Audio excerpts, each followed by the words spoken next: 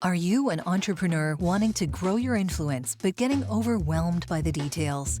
Check out the Resilient Events Show, where co-hosts Marissa Calley, head of production at Be Present Events, and John Harris, founder of Buzzit Event Sites, talk strategy, technology, and execution for using podcasts, live streams, and events to establish expertise in any industry.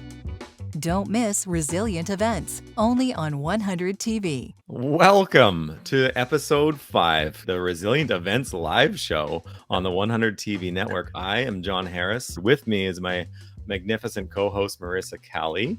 Happy to have you here again with me today. And yeah, we just talked about live streaming in-person events, and very timely. I just got and probably when this episode airs, I will be in person live streaming an event in a location different than this current location. So scary. You're taking a leap from the online world to the real world. Welcome back. I've done it before, like on the on a smaller scale. This is definitely a bigger event. And so I'm excited to try it out and really cover all the things that, I know and that we've talked about over and over. And really get a new avenue for this repeat client, which I've been working with them for about 2 years. Well, they do in-person events as well as virtual, but I thought maybe let's graduate. So yeah, there you go. I'm excited. And to make it very clear, this episode is about how to stream your real life event. There we go. Because I think we talked about last time why would you want and to do main it? Reason why we came down to you don't want to be a dinosaur because dinosaurs aren't resilient. And so unless you want some other organization, some other company or competitor to overcome you, it's time to get started. Yeah, for sure. Right? We covered in the last episode, content is king and distribution is queen.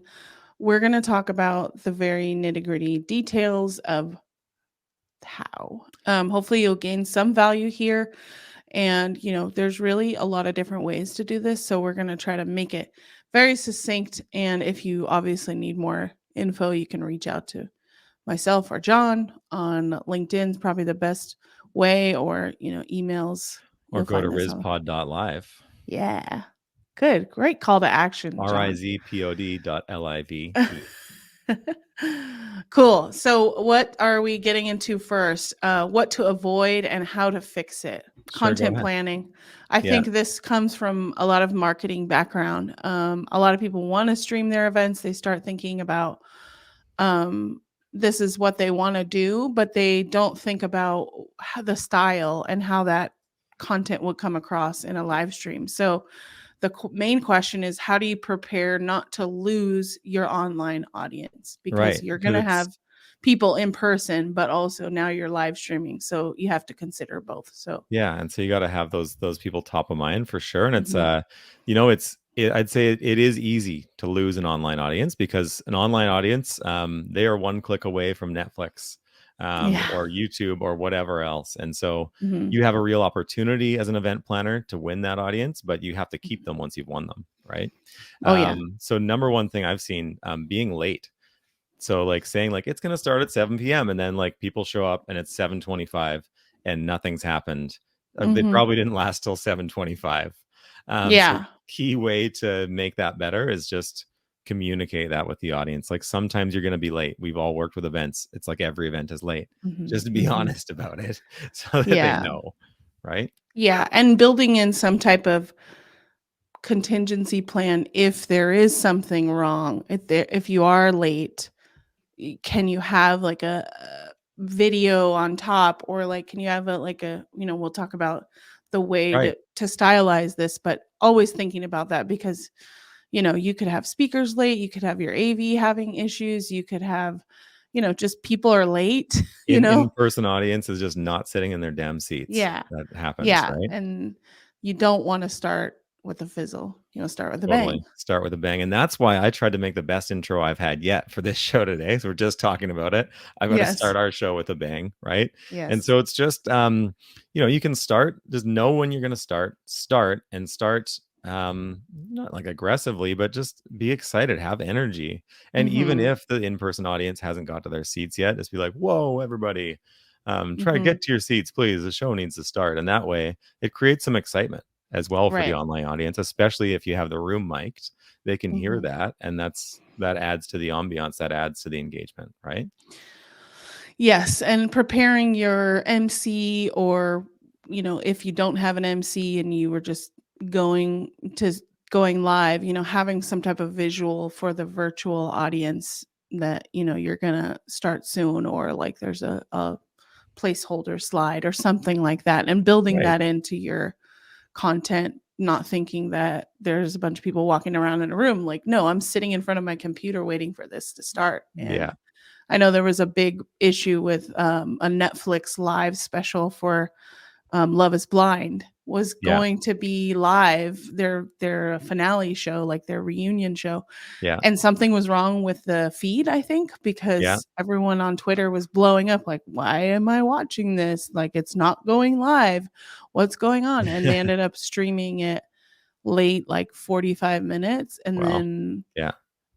it was then just on demand. So it was kind of I was like, "Oh, wow, this happens to everyone." Yeah, to no matter the level, right? Yeah. And yet then yeah, like just one little trick from a program we use a lot, StreamYard, that I've Mhm. seen some clients use before. They'll have the room mic'd so that you can hear like background chatter as an online Mhm. audience member, and then they Mhm. put like a light kind of like background filler music over top of it. And so Yeah. it kind of gives the sense that you're in the room almost, which is Yes. like, and then as long as you have a ticker at the bottom that says we'll be on in a few minutes, just wait, then people know, and that's like just more Mhm. comfortable than radio silence, right? For sure. Yeah. You're like, "What am I watching here? Yeah. What's going on?" So And then yeah, same thing for if you're going to be late. Same thing for if you're going to have gaps like in between speakers, or like audience needs to do, like in-person audience needs to do something. Just plan some filler material for that so that the audience has that context. They know that you're going to be back, right? right, exactly. Yeah. You do that in if you weren't live streaming an event, you do have gaps, you have someone who has the gift of gab, Yeah, someone that can like really just kind of fill those moments and not have awkward silence. So think about that when it's a live stream of your fair. virtual event. Um, and then remote presenters. Um, Yeah, this is one of the toughest things for mhm, anybody. That's like really getting into like a hybrid, full hybrid style. If you're having to mhm, planning to have in-person and online presenters, like yeah. that's that's just ends up being relatively difficult. So something you need to practice, and like the right Mhm, AV team or the right producer can help you. mhm. But that's something you just want to just like don't wing it. Oh yeah, yeah. Don't wing it. Don't make it an afterthought if you're gonna live stream your event. So how do you make your virtual audience feel welcome? You know what? I think you're the pro at this. It's like you number one thing we like to say, like don't go on stage naked. Like don't have a Yes. naked live stream. Yeah. Because it's so hard to give people context and just to engage people. Like unless you're like President Obama or like Oprah or something, Mhm. or like the most engaging person in the world, it's really hard to have just a naked video and have Mhm. people be able to just jump in and be fully Mhm. engaged and just stay there and listen forever, Mm. right? And so that's why people like us who are just have zero personalities, we have our labels right here at the bottom. And so like when people, if people come into the stream late, they know who we are. So that gives Yeah. contact, like immediate, like called like instant context. So we know what's Right. happening. We don't have to figure it out. We don't have to hear the whole Mhm. conversation. We can be like, okay, these people might be talking about this. Right. Um, and then And other things that I've are s included in programs like StreamYard. yeah, I just wanna mention one thing. I've seen a live stream of a panel discussion, and they may have introduced the presenters in the beginning, but Right. then they were going through the questions and there still wasn't information on what I was watching. I jumped in like halfway through and I was like, "What is this?" I could Yeah. read the description, but what am I watching? Yeah. Because you've lost me almost within the first 30 seconds because I'm like, "What am I listening to? What question are you asking? Yeah. What topic are you focusing on?" And so Like, and you that's could do why that in a Yeah, and virtual that's why sense. on like ESPN or CNN, like it's funny. That's why they have it on in airports. People will sit there and watch CNN for like 90 minutes straight. But like you don't have to come into the show having seen the intro to know what's going on, because they always have like one ticker going this way and then Yeah. another thing going that way, and then like a label of like the person's name up here or something, and it's like it's Yeah. immediate context. So it's like it's really easy, even if you've had to step away for a second, you can still be knowing exactly what they're talking about, right? You don't even need the sound. You could just read lips and like, oh, that's an interesting topic. Maybe I'll look at that later or something like that. Or read the closed caption, which is another thing that is important for virtual streams. And so that's like working on the stream. And then the next level is like trying to actually engage that audience by having them participate as well. So with a program like Buzzit, or even if you're just streaming live on YouTube, you can at least take in questions from the audience, right? Or you can have them talking to each other, kind of cheering people on. Congratulations are really, really popular on a lot of streams, right? And so giving those people the ability to interact, not just watch, right? Right. Interaction is super key. And maybe that's not needed. That's not what you're focusing on, the in-person, but there's still ways to think about, what that looks like in terms of your content. Here's a scenario. You spend all this time on your virtual content, or how it's going to be presented, your show, everything, but you're not considering how it will look to your replay audience, because if you're going to already live stream, it's most likely recorded and you're going to be able to use it later. So if you're not thinking about not just the live audience, right, with some engaging material, with all that, if you're not thinking about your replay audience, then there's going to be no point in you reusing this video. And so you have to think about, what would I take from a 1 hour long event or even a 90-minute event, and how would I break that up into using it later on? So building that type of experience in a content perspective, but also an engaging perspective, you can use this for a replay. And a replay could be, you pay for it. I mean, we talked about this last episode. Is it live stream plus replay? Is it replay only? Is the replay free after 24 hours? I mean, there's so many different options, but thinking about not just putting a video on your YouTube of this event without context. Easy. Eventually we'll get to the banners and tickers and what this episode is about, but there's a lot of different ways to engage the replay audience as well. Yeah, makes sense. And then finally, like big things, what can really go wrong with live streaming? The worst thing, easiest to find, is like bad audio.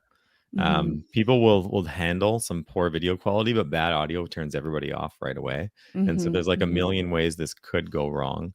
So it's like having staticky or poor connections.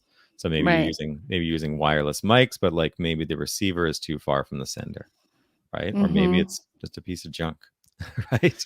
Yeah, and that comes into play when you're doing the planning. Like, how important is the audio is more important than the video, but how can you build in some checks if you're doing if you're bringing in like outside sources, like someone test the AV beforehand, like test the speed, like what equipment do you already have there? What do we need to bring if that happens? Always having another mic or another option, a backup plan, even if it's not presented to you, is super important. Or not having like a blown out mic. Like, are you just putting your iPhone up and like streaming it? Right. Which, but for it's too some far. situations it can work, but you just don't want to. You need to test that first, right? So the other thing with bad audio is not enough mics. Like, it's one thing to have, like, if I was just going to use this mic to stream an event where I was on stage, nobody would want to really watch that because they can't get the sense of the room. So having the room mic'd is important as well. And obviously, if you have a panel, you want to at least have the host have a mic and the panelists have their own to pass around. So there's like not gaps in the audio too, right? And if you don't have that ability, like they're not spending all this money on this big production, where is the mic sound coming from? And please don't put your laptop, your source where you're getting that audio like right on top of it, Right. because it's just gonna sound like I don't even want to do it here because it's gonna mess up the sound, you Yeah. know. And testing all of that. Fair. And then other things for sound, so unequal mic volume, like make sure that they're mixed properly. You don't want to have one loud person and then Yeah, like right. everybody else at a lower level. That's just painful. And then visuals, you get more leeway on, but want to make sure you have a strong internet connection. So ideally you're plugged in, right? Mhm. Mhm. Or at least you've very thoroughly tested the Wi-Fi and maybe have a backup. Mhm. Because we know how spotty it can get without it. Yeah. And then if you're like most events that we work with, there's going to be a presentation slide, so like PDF or Mhm. PowerPoint, whatever. Put that computer also into the studio if you're using StreamYard, so that Mhm. you can have the slides directly up on screen. It's like if Right. you see a presenter and he keeps being like blah blah blah, but he's pointing to something you can't see, again, you Mhm. have no context, right? Right. And they might not be necessary all the time. You might not have a presentation slide because you want to focus on the really good audio and like banners that are more engaging than, Yeah. you know, presentation slides. So this it has to be talked about prior to the day before because you want to make sure that you have enough support, both there but also in studio. And then poor recording quality. So, you know, everything can go wrong with tech. So you kind of have to prepare for that. And from a streaming standpoint, when you're recording, um, you know, test the speed test. Make sure that the upload speed is more than, I would say, more than 20 megabytes per second. My right now is 300 because I have fiber, so it's like really good. Yeah. And I don't have an issue with that. But like, I also have a backup if I'm in person to utilize my phone, or like you know, make sure they have good Wi-Fi already in the room, or you need to hook into to the Ethernet, you know, and Right. know that before you're the day before, you know, what Yeah. are the options and what do you need to bring? What tools do you, or um, components do you need to bring? Do you need to Fair. bring multiple And devices and stuff yeah, like and then to that? know what components you're going to need, like finally, like how do you do it right? Mhm. And then if you're doing it DIY, and it sounds like, you know, I'm not surprised Marissa has a lot of interest in doing the DIY stuff. Like, um, but so it's just practice. Yeah. Practice it, practice it, practice it. Like, and if you've got an event coming up in a month, just practice with your kids or your dog. Mhm. Throw a mic Mhm. on them, whatever. Just start connecting the mic to the phone, or the mic to the camera, or the all the stuff into the mixer, or the mixer to the Mhm. laptop, and just build it and tear it down and do it again, and just Right. learn like what that dynamic is like, because you just don't want to be figuring out, I'm like, oh, this time it didn't connect, and that's event day, and you're like, oh, it doesn't actually Yeah. connect. I ordered it from Amazon and it should have, but it's not. Doesn't And like, connect. now Yeah. what do I do? So Oh, but if you'd practiced on your kids and your dog, then you might have it, right? right. And so to Exactly. just be familiar with the tools. um Mhm. and then for doing it right, like the other way is to hire pros, right? Mhm. For professionals to work, like if you're going to start live streaming on a regular basis as like a part of your business strategy, to get a good quote the first time, be very clear about your needs up front.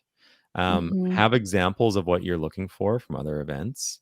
Know how many hours of streaming you want to do and how many camera angles and what engagement material.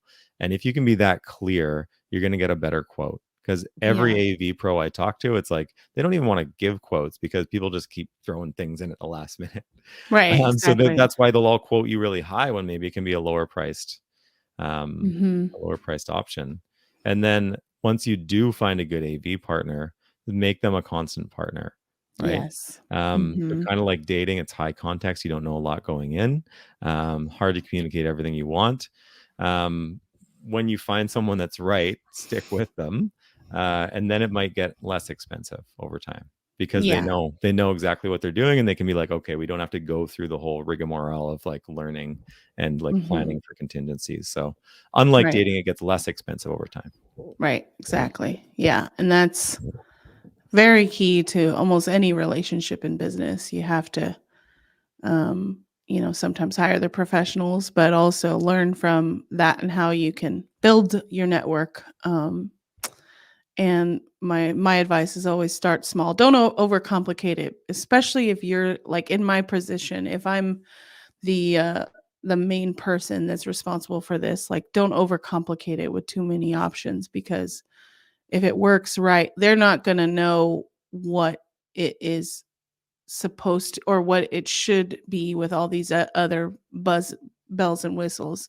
As long as it streams live and you can hear people, great. I Yeah. mean, Yeah. and you have like some branding and build that Yeah. in.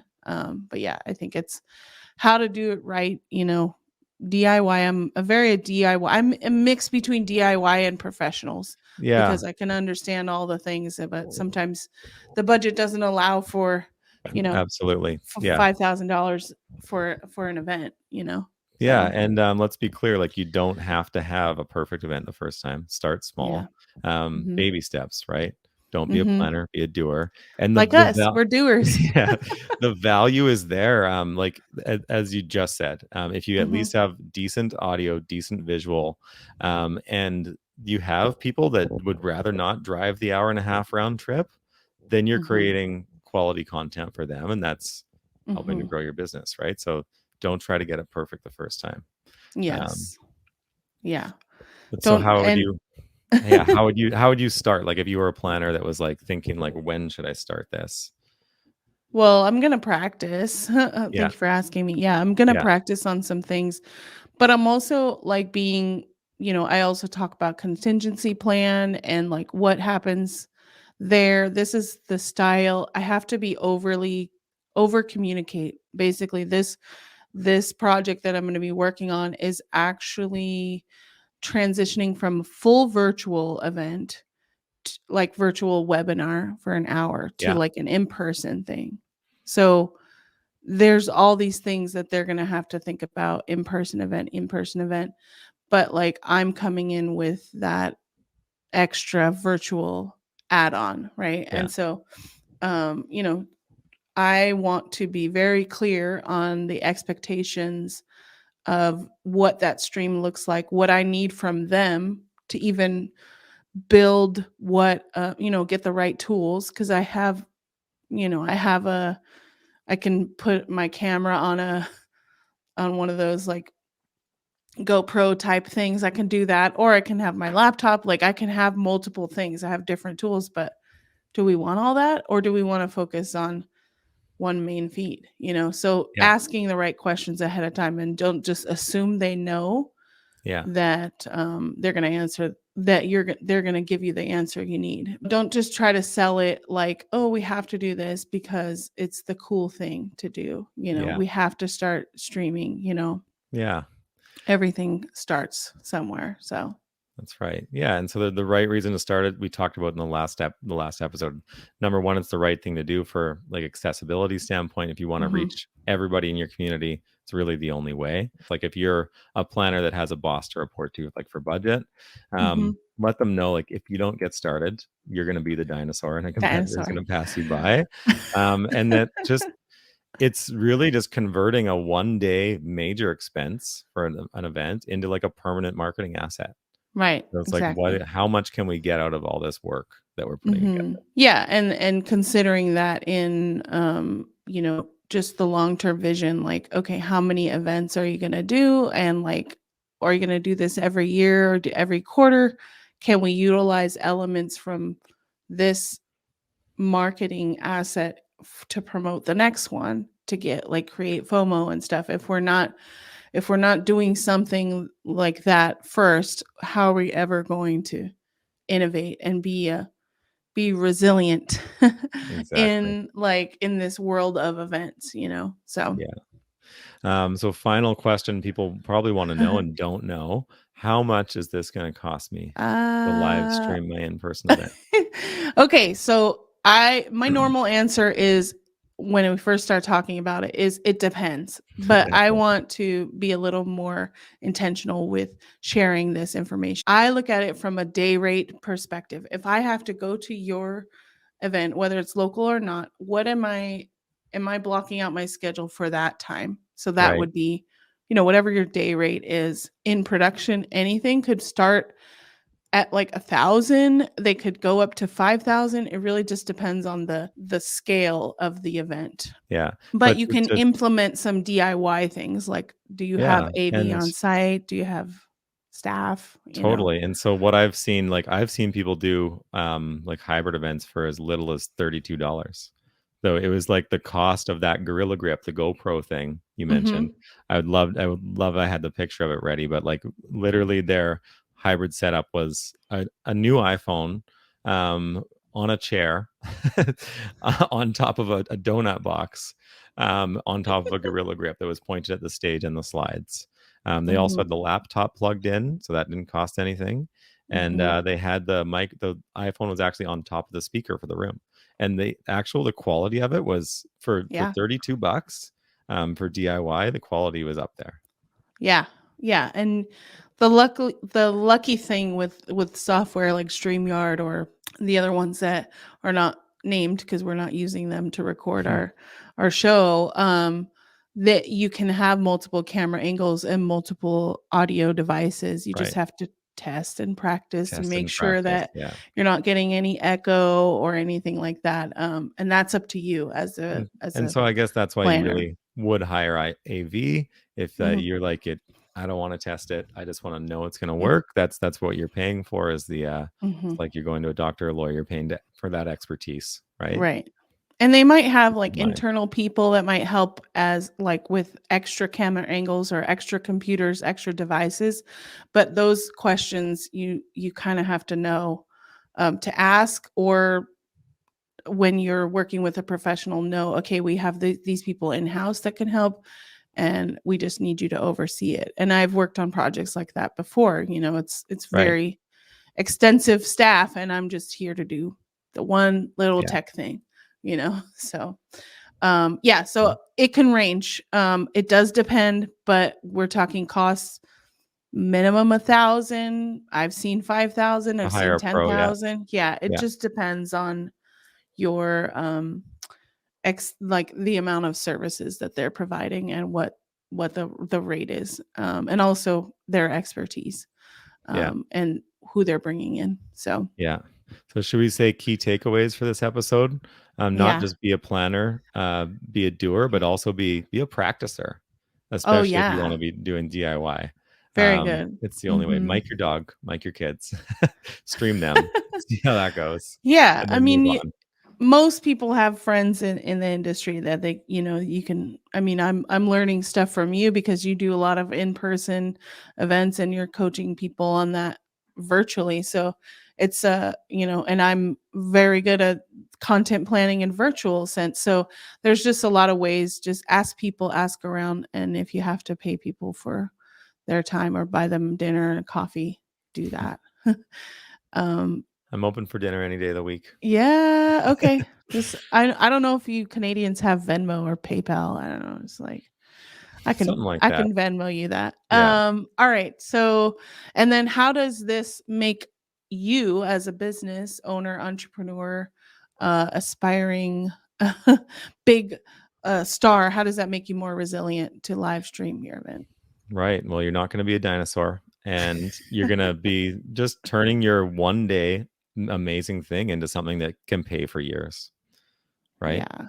And so just having permanent living content instead of one day bonanza. Right. For sure. Yeah. So lots of things to cover in the how to stream your real life event. I think we can definitely break this down further, but we appreciate you listening and watching to Resilient Events. Visit rizpod.live for all the resources and show notes and everything you can ever want from a live show. John, do you have any final words? I can't believe we made it to the 5th episode. Good for us. Yeah, we're awesome. Thank you for being a great co-host, and We'll see you next week on Resilient Events, only on 100 TV. Till next time. Bye. Bye.